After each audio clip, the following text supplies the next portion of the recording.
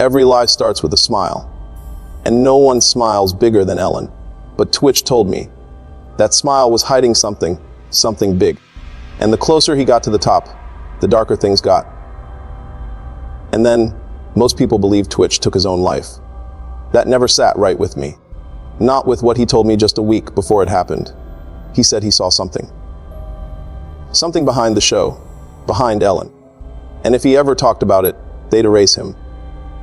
I didn't believe him, until I got a message after his funeral, telling me to check his old locker.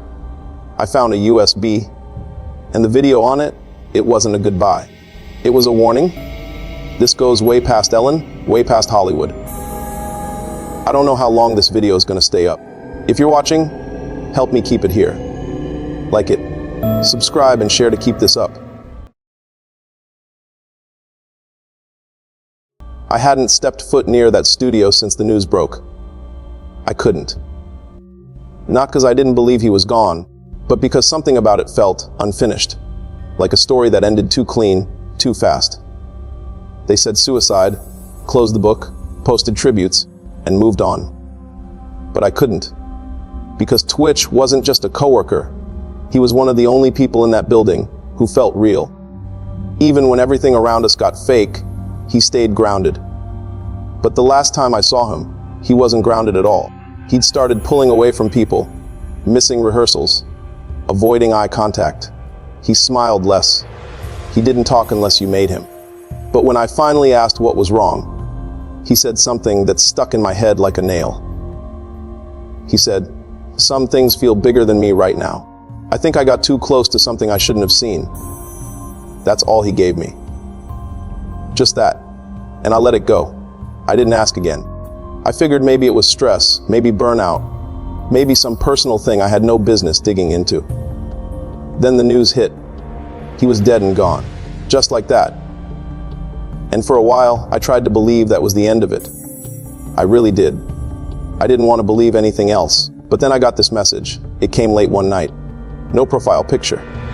No name. Just one line. Check his old locker. It's still there. That was it. No context. No warning. Just that. I stared at it for a long time. Longer than I want to admit. My stomach felt like it dropped through the floor. I didn't respond. I didn't even screenshot it. I just closed my phone and sat there, trying to breathe, trying to tell myself it was a prank or a sick joke or someone. Just stirring up old grief. But that voice in my head wouldn't let go.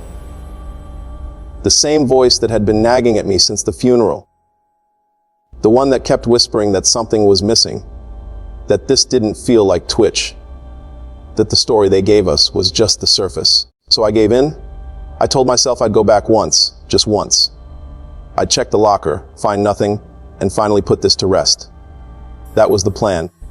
I kept telling myself that all the way to the building, that it would be empty, that there'd be nothing there, that the message was just some twisted fan or conspiracy freak trying to drag me back into something that wasn't mine to hold.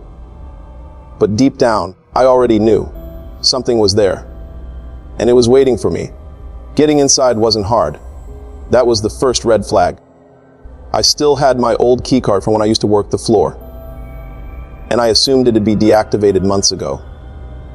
But when I held it to the reader, the light turned green without hesitation. No delay, no security prompt, just a soft beep. And the door clicked open like I'd never left, like it had been waiting on me. The air inside hit me all at once. Cold, processed, too clean. You'd expect dust. Maybe that weird, musty smell buildings get when they've been left alone for too long. But this place felt preserved. Lit exit signs still glowed. Vending machines still hummed. It wasn't abandoned, it was untouched. Like a set frozen in time, right after someone yelled, "Cut." Every hallway looked exactly the same as it did the day I left. Same floor polish, same fake plants, same posters on the wall. But walking through it felt different now. Heavier. I couldn't explain it, but something in the air felt wrong. Like the building was breathing, not loud, not obvious, but steady and low, just beneath the hum of the lights. I kept looking over my shoulder without realizing it, not because I heard anything, but because I felt something. That pressure you get when you know someone's behind you, even when they're not. I passed the old dressing rooms, each one still labeled, still neat, like they were waiting for the next shoot. Then I hit the stage doors. I didn't go in. Couldn't. Even from the outside, I could feel the weight of that space pressing out at me like heat from behind glass. I didn't want to look at the spot where he used to stand. Not yet. The lockers were down the hall, tucked behind the costume department. No cameras back there. I remembered that clearly. Always struck me as strange for a building so obsessed with image. But I wasn't complaining now. I kept walking, slower the closer I got. My fingers were shaking, but I didn't notice it until I reached for the handle. His locker hadn't been cleaned out. That stopped me cold. A couple of other lockers were empty, doors ajar, like they'd been cleared after people left. But not his. tWitch's was still locked shut. No tag, no tape across it, nothing to mark it as off limits or out of use. It was just there, like he'd be back any minute to open it himself. I entered the code, same one he always used, the date he got married. My fingers hesitated halfway through, but muscle memory took over. The lock clicked open. It looked normal inside. A pair of shoes, a water bottle, a couple of folded hoodies, a rolled up poster from the last season he shot, all of it untouched. Then I saw it. A piece of black tape stuck underneath the top shelf, barely visible unless you were looking for it. I reached up and peeled it back, and there it was. A USB stick, small, plain, no markings. Taped to the metal like he wanted to make sure it wouldn't fall, wouldn't be found by accident. I didn't even realize I was holding my breath until I felt my chest burn. I stepped back, clutching it so tight it pressed into my palm. I didn't say anything, didn't even think. I just turned around and got the hell out of there. Because whatever was on that drive, whatever he left behind, I knew it wasn't going to give me peace. It was going to blow everything open. I didn't open the file right away. I wish I could say I rushed home, plugged it in, and watched it like some scene out of a movie. But that's not how this works. I stared at it for hours. It just sat on my desk, that tiny black stick, and I sat across from it like it might open its mouth on its own and start talking. There was only one video file on it, no title, no timestamp, just a string of random letters and numbers. I hovered my mouse over it for what felt like forever. And when I finally clicked play, the screen stayed black for a few seconds before his face faded in. It was tWitch, but not the version people knew. Not the smiling, dancing, high-energy guy from TV. He looked tired. His eyes were red, not from crying, but from not sleeping. His face was drawn like he hadn't eaten in days. He sat against a plain white wall, wearing a hoodie I recognized from one of his rehearsals. The light in the room flickered like it was coming from a cheap lamp or maybe a dying overhead bulb. No setup, no music, no edits. Just him and the camera. He didn't speak at first. Just stared like he was trying to find the words, or maybe wondering if this would be the last time he ever got to say anything. Then finally, his voice came in, low and quiet, like he was afraid someone might hear him even through the video. He said, "I don't know who's gonna find this. I don't even know if I'll still be alive by the time you do. But if you're watching this, it means I didn't take the deal." He leaned forward then, elbows on his knees, and for a second he looked right into the lens like he was staring directly at me. "I know how that sounds," he said, "but you've got to understand, this circle, it's not just rumors. It's real. It's bigger than Ellen. She's not the top. She's just the one they use to pull people in." He rubbed his hands together like he was freezing. Even though he was indoors, his voice started to shake. "She invited me to one of their parties. Not a rap party, not a celebration. One of the other ones. The ones you don't talk about. Said it was time I leveled up. Said I'd earned the invite." He swallowed hard. It started with jokes, with little humiliations. Games where the only rule was don't say no. Then it got darker. I saw things I shouldn't have seen, heard names, saw faces I used to respect just watching, enjoying it. He looked down then, couldn't look into the camera anymore. I walked out, didn't say goodbye, didn't take the offer. And from that moment on, everything started to break. He started listing things off like he was trying to convince himself it wasn't a coincidence. My bookings disappeared. Contracts fell through. People stopped returning calls. My access changed. My own dressing room was suddenly off limits. Security started treating me different. Like I wasn't safe anymore. Not from the outside, but from them. He took a deep breath and finally looked back into the lens. They don't come at you directly. They don't have to. They twist things. They isolate you. And if that doesn't work, they make you disappear. That's when his voice cracked. Not from fear, from something deeper. Something like knowing he'd already gone too far. If they say I took my own life, don't believe it. He said, please, promise me that. If they call it a suicide, it means they got to me. It means I didn't make it out in time. The video cut off a few seconds later. No sign off. No fade to black. Just silence. And I sat there, staring at the frozen frame of his face, unable to move, unable to breathe. Because it was recorded after they said he died. The file date was 12 hours later. That wasn't a goodbye. That was a man trying to leave a trail before they buried him for good. I wanted to believe I was wrong. That the timestamp on the file meant nothing. That maybe the USB had been tampered with, or misread by my laptop, or maybe Twitch recorded the video earlier and saved it later. I needed it to be some glitch. Anything but what it looked like. A man speaking from beyond a death that wasn't his choice. I checked the file properties again. It was last modified at 3:17 a.m. on December 14th. The official time of death, according to every outlet and every report I could find, was around noon the previous day. December 13th. The coroner's statement said it was ruled a suicide on scene. The media picked it up within hours. By the time I'd even processed the headline, the story was already closed, airtight, finished. But this file didn't fit. It didn't belong inside their timeline. And it sure as hell didn't sound like a man ready to take his own life. It sounded like someone who knew he was being hunted.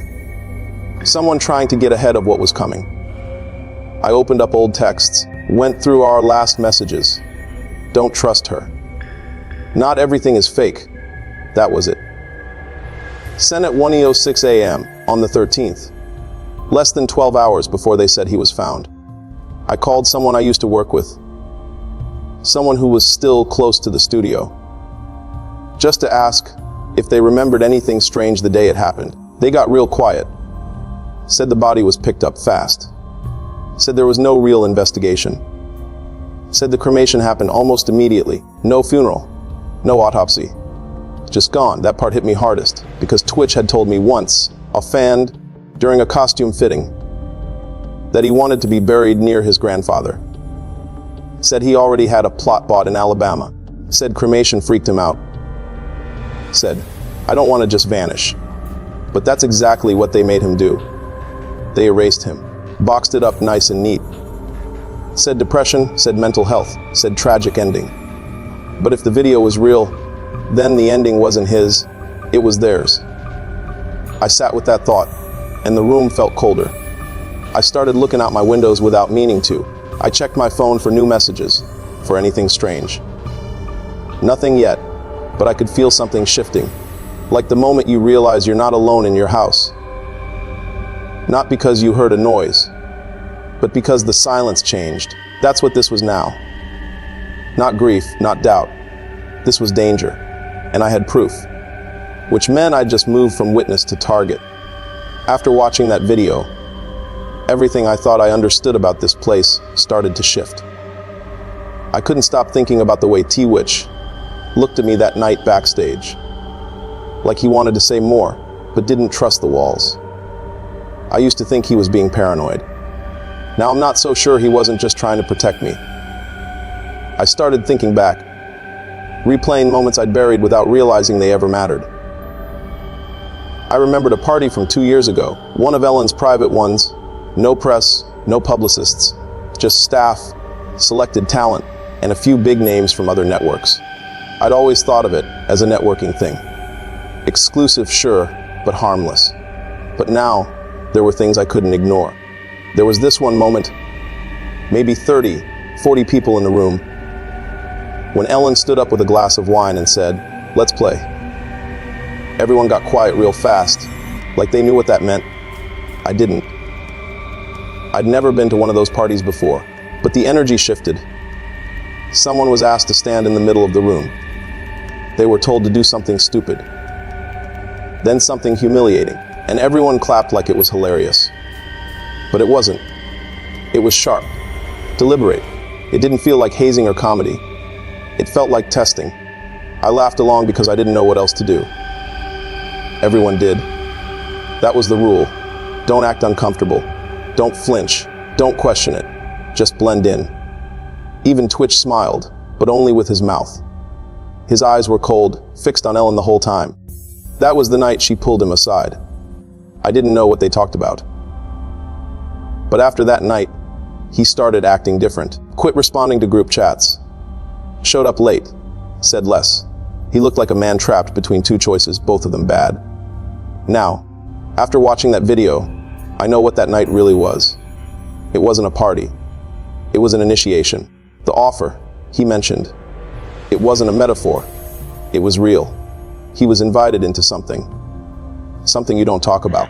Something where once you're in for life, or not at all. And the people who say no, they get erased. Quietly. Efficiently. With a smile. The USB had more than just the video. There was a hidden folder I almost missed, disguised with a fake file extension. Inside it were short clips. No context, no names, just quick footage. All dated differently, some going back years. I watched one. A man, probably mid-30s, crying while people laughed in the background. Another clip showed a woman being told to eat something off the floor, while celebrities I recognized stood in the corners, sipping drinks, watching, not laughing, not shocked, just still, present, complicit. One of those clips was dated 4 days before Twitch died. I didn't recognize the person in that one, but Twitch was standing off to the side. He wasn't participating. He looked sick. His arms were crossed, and his jaw was tight like he was holding back tears. Then, halfway through, he turned and walked out of frame. That must have been the night he walked away. The night he made his choice. And that's when I understood. This wasn't about fame. It wasn't even about money. This was about power control. Submission. A network of people who don't just want to be above you. They need to see you break. And when Twitch didn't break for them, they broke the story. Instead, I didn't sleep that night. I didn't even try. I just sat with the USB in one hand and my phone in the other, waiting for something to happen. A knock on the door, a phone call, a system warning, anything. But nothing came. Not yet. By morning, my phone had glitched out twice. My email logged me out while I was using it. Apps froze. I tried to open the USB again, and every file was gone. Wiped. Just an empty shell, like it had never carried anything at all. But I know what I saw. I copied the video to my desktop the second it finished playing. And that copy, still there. At least for now. I took my laptop to a friend I trust. Someone who used to work in studio IT. The kind of person who knows how to clean metadata, hide files, and bury footprints. When I showed him the video, he didn't ask questions. Just told me one thing. You didn't get this from me. And if anyone asks, I never saw you. On the way back home, I noticed a car that hadn't been on my street the day before. Black SUV, tinted windows. Didn't move once while I passed it. I told myself I was overthinking, paranoid, shaken. But then it was still there the next morning, and again that night. Engine sometimes running, sometimes not. Same plates. No one ever got out. The next day I opened my front door and found a manila envelope sitting on the ground. No address, no stamps, just my name in block letters. Inside was a printed still frame from the video. Twitch's face, staring into the camera, frozen on the exact frame where he said, "Don't believe it." That's when I stopped sleeping. I unplugged my smart TV, put tape over my laptop camera, changed all my passwords, But every time I tried to tell myself I was just being careful, something else would slip. My bank card got declined for no reason. A friend messaged me and said my account had been deactivated. It hadn't. My phone rang once with no number. Just a silent call that didn't disconnect until I pulled the battery out. I didn't even know phones could still do that. I started thinking back to how fast they shut his story down, how the networks all lined up with the same language, how fast the body was gone, how quickly everyone moved on. And now, I was the one not moving on. Now I was the variable. They don't need to send anyone to my door. Not yet. All they have to do is wait. Make me doubt what I saw. Make me afraid to speak. Make me feel like I'm unraveling. Like maybe I am crazy. Like maybe it was just a man in pain. Just a suicide. Just a coincidence. But it's not. And I know it's not. Because the moment I uploaded the video, even to a hidden drive, my lights flickered, and the black SUV disappeared.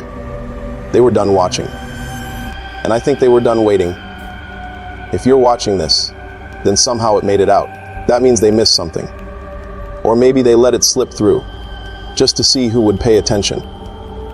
Either way, this might be the last time I get to speak freely. I've been recording this in pieces, moving from place to place, trying to stay offline just long enough to finish it. But I know how this ends. I've seen it too many times now. People disappear quietly in this business. Not with violence, but with edits, rewrites, memory loss. First they question your credibility, then your sanity, then your existence. And then, nothing. I don't care if people believe me anymore. I'm not here to convince anyone. I'm here because I made a mistake. I saw the signs and I stayed quiet. I heard his voice and waited too long to share it. I thought maybe if I kept my head down, they'd forget I ever touched this. But silence didn't keep him safe. And it won't keep me safe either. The truth is, Twitch wasn't the first. And he won't be the last. There are others. People who got close to the same truth. People who were handed the same offer. And the ones who said no. They don't retire. They don't fade. They just vanish. I'm not trying to expose anyone anymore. I'm just trying to leave something behind. Something they can't twist. Something real. So if you're still here, if you've made it this far, don't forget his face. Don't let the smile fool you. Don't let them clean this up again like they always do. I don't have lawyers. I don't have anything. I just have this story and your eyes on it. So if you're watching, help me hold the line. Subscribe, like, and share it before they clean the trail completely. Because by the time this reaches you, I'll already be gone.